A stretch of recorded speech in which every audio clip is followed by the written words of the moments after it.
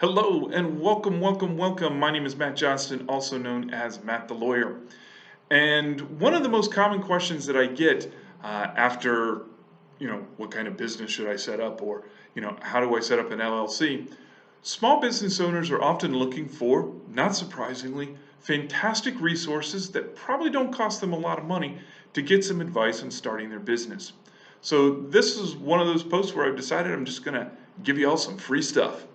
So the first place that I recommend people start when they are looking for information about starting a business in their community is go to your local Chamber of Commerce.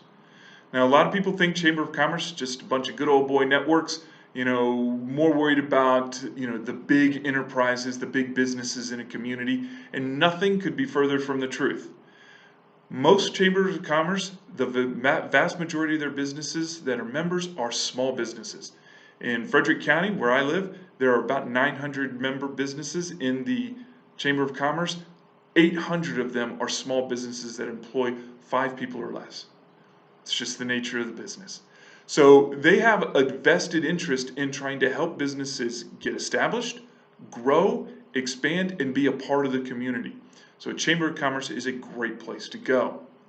Now here in Maryland and in many other states, there is usually a state-run or state-sponsored industry or organization called a Small Business Development Center. The SBDC is there to help people learn everything from accounting to your website. And they offer free training, they offer other resources. You can work with a consultant who can help you develop your business plan. Your business plan is going to be an important part of what you do, and having somebody who will do it for free and review and help you develop that is incredibly valuable. And I strongly encourage you reach out to the SBDC. The next resource is probably a little less intuitive, but most counties and most cities have an economic development office. Now, the economic development office is not just gauged to try and bring businesses into the county or the city. They're also engaged in helping businesses grow and get established. One of the most interesting things that the Office of Economic Development can offer is often data on your industry or related industries. And the data can be everything from company size, revenue size, location, and even things like what are the salary ranges, and information that can help you make decisions about your business. You can do competitive analysis, you can do location analysis, and here's the big bonus. Oftentimes, the economic development offices will be able to find information that is not that it's not publicly available, but not common knowledge.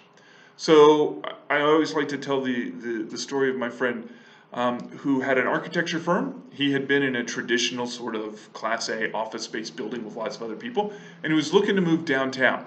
And he was able to secure from the Office of Economic Development an old fire station that had been decommissioned, wasn't being used by the fire department anymore, and he was able to get that building for $1. $1.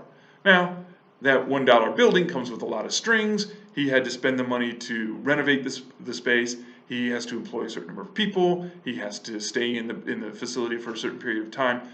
But it's one of those things that the Office of Economic Development was able to offer him that was incredibly helpful to help his business, well, not get established, but to make the next step in his evolution. And so if the next step in your evolution is just getting started, the Office of Economic Development is a great place to go. Finally, I want to make a pitch for trade associations. Now, I'm going to get a little nerdy here, but way back in the day, in 1830s, Alexis de Tocqueville wrote the book called Democracy in America. And in Democracy in America, he noted with interest the vast number of associations that existed in America that covered everything that you can imagine, from religious life to professional life. Now, there were a lot of associations in the 1830s. There's even more now today in the 2020s. There's an association for pretty much every business that you can imagine.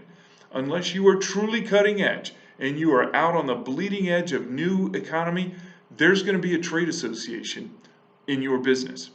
And even if you're out on the bleeding edge, there's associations that are there to help you. So if you're interested in a particular industry, find out who that trade association is, reach out to them. Even if they don't have a new business startup, assistance package, they may be able to connect you with people who can mentor you through the process. And be mindful, you may be able to get a lot of information, maybe not from somebody in your industry, but in a related industry who may be able to make connections for you to show how you can grow and make connections for you for potential customers, vendors, all kinds of things. So don't just think about the Chamber of Commerce. That's a good association, don't get me wrong, but your professional associations, your industry associations can provide a lot of input. So as you're getting started, there are free resources out there, but it is going to be incumbent upon you to do a little bit of research and find them. But if you want some help and some brainstorming, give us a call. We love helping small business owners get started, and we can point you in the direction of some of these trade associations. In the meantime, we'll talk to you later. Bye-bye.